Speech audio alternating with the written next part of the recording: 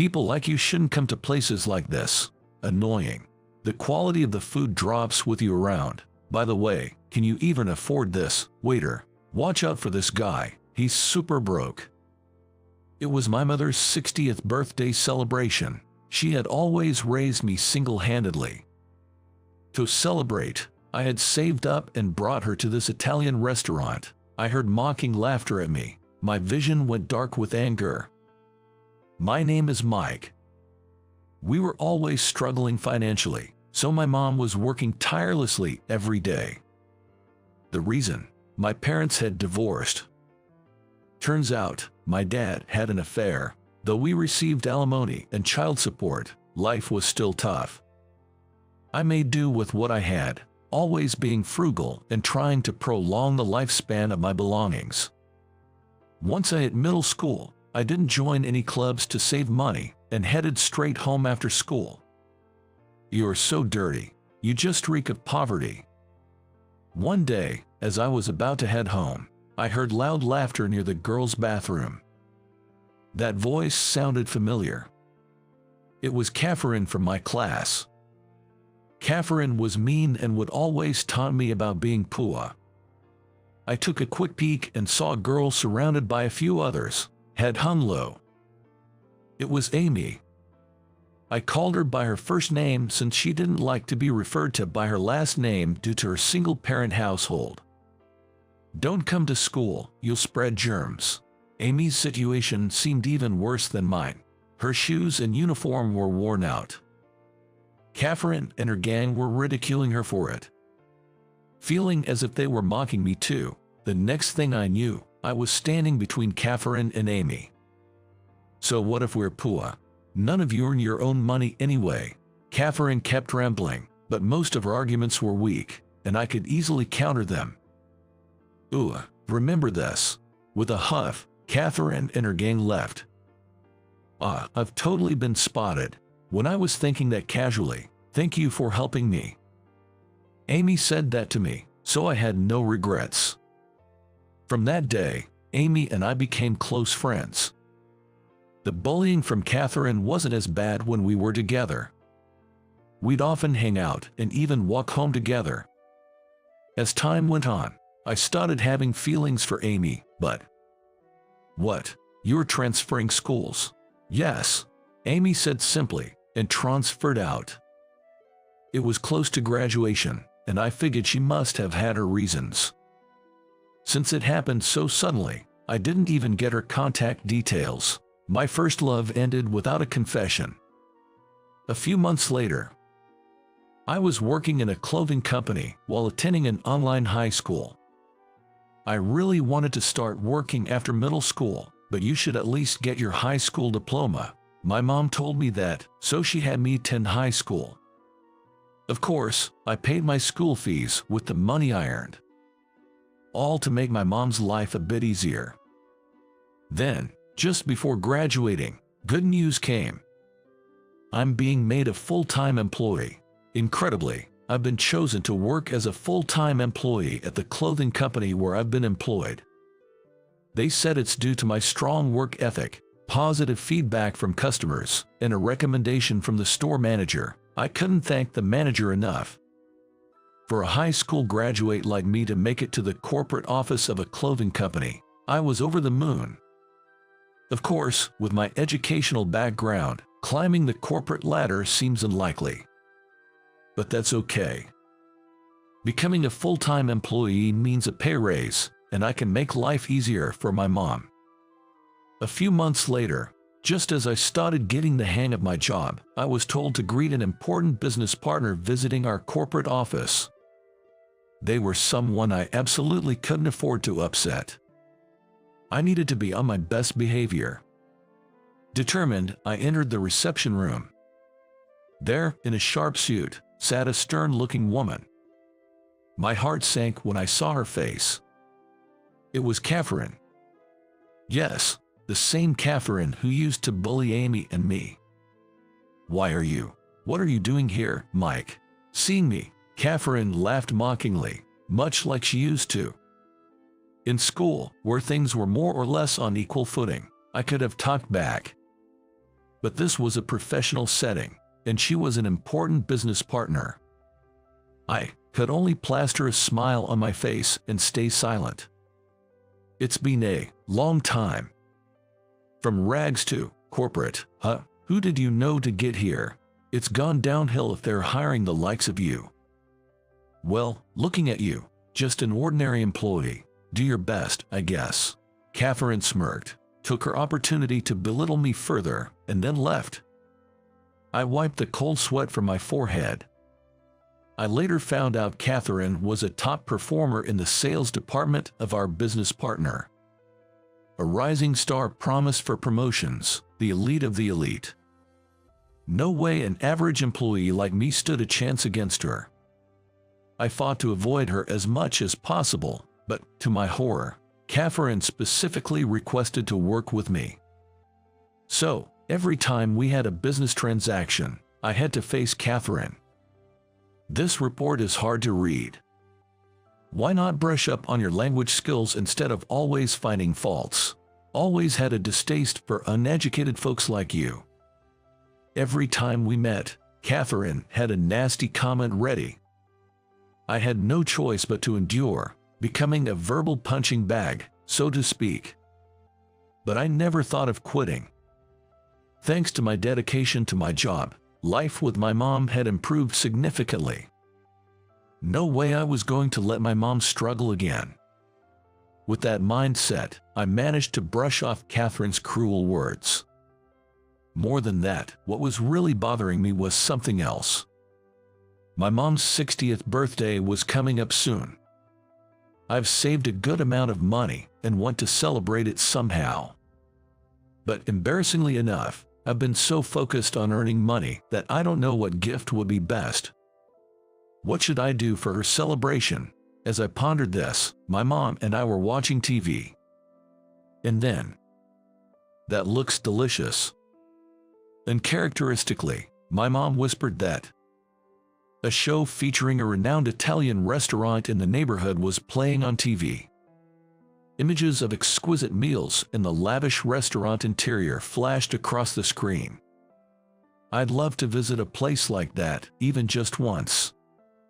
Mom wasn't really asking or insisting. She was saying it more in jest. Taking out my cell phone, I discreetly looked up the restaurant. It was as expected for a high-end Italian place. Most of the menu was out of my budget. But the cheapest course, I might just be able to afford it. "Mom, let's go to that restaurant." "What? Don't be silly. You don't have to do that. I want to celebrate your 60th birthday there." Initially hesitant, my mom eventually gave in when I expressed my wish to honor her. "I'll have to brush up on my table manners," she joyfully remarked. Neither of us had ever eaten authentic Italian, so we both studied table manners extensively. On the day of our reservation, we arrived at the restaurant. I was dressed in a suit, and my mom wore an elegant dress she had rented for the occasion. "Welcome," the waiter greeted, leading us to our table. It was a table close to the entrance, and chairs were pulled out for us to sit. The room was adorned with luxurious furniture and decorations, and the entire floor was covered in a red carpet. Despite having done some research online and on TV, the opulence took both me and my mom a bit by surprise. "What would you like to drink?" The waiter presented a wine-only menu, but neither of us drank alcohol, let alone had any knowledge about wine, so we simply opted for grape juice. "Happy 60th birthday, Mom." We clinked our juice glasses, and Mom smiled with joy. "Let's start with the appetizers." The food served looked refined, something we'd only seen on TV. With our newly acquired, somewhat clumsy table manners, Mom and I began our meal. I was looking forward to a good time. That's what I thought. But reality isn't always so sweet. "Oh, what are poor people doing here?" Suddenly, a familiar voice came from behind me. "Why here, of all places?" was what I wanted to ask. I turned around to find Catherine. She was accompanied by a few colleagues. probably on a business outing. This place will lose its charm with you here. You'll ruin the taste of the food, Catherine continued, raising her voice even louder. And can you even afford this? Waiter, watch out for these folks. They might dine and dash. Our pleasant evening was instantly spoiled. However, making a scene wasn't the mature way to handle it. Being ridiculed was something I had grown accustomed to. I was ready to let it slide, until his mom looks just as poor. It's scary what genetics can do.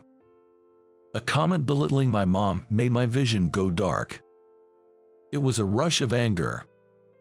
Make fun of me all you want, but insulting my mom, who has always supported and raised me, was something I couldn't stand. Enough is. I stood up abruptly, knocking my chair back. Mike, calm down. Mom tried to calm me, but my anger was uncontrollable. I had reached my breaking point. What's all the fuss about? Perhaps because Catherine was so loud, or because I had stood up. The chef came out to see what was going on. I recognized him from a TV interview. He was likely the owner of the restaurant. The owner himself. Suddenly, Catherine flashed her charming business smile. I was just about to discuss the uniforms we'll be providing for your staff. It seemed this restaurant was a client of Catherine's company. Her earlier attitude was nowhere to be seen. Catherine ignored me and spoke directly to the owner. However, the owner gave Catherine a cold stare. About that, let's forget it. What? Catherine was taken aback by the unexpected response. The owner spoke with a mix of coldness and anger. You see, my daughter was bullied by you in the past, but she didn't want to mix personal matters with business. I respected her wishes, yet you were rude even to the person who had helped her. I don't want to do business with someone like you. The owner motioned to the waiter, who began to escort Catherine out. Wait a minute, there must be some mistake. This has to be a joke. Catherine, her face pale, tried to rush towards the owner, but the waiter quickly restrained her and assured her outside. Those waiters, they looked like gentlemen, but they seemed to be used to handling these kinds of situations with customers. But then again, I don't know the owner personally. What does he mean by savior of his daughter? As I stood there dumbfounded, a woman who clearly looked like she was in charge of the floor approached me. It's been a while, Mike. For some reason, she knew my name.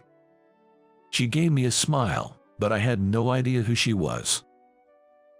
I'm sorry, but you don't remember. It's me, Amy. We were in middle school together.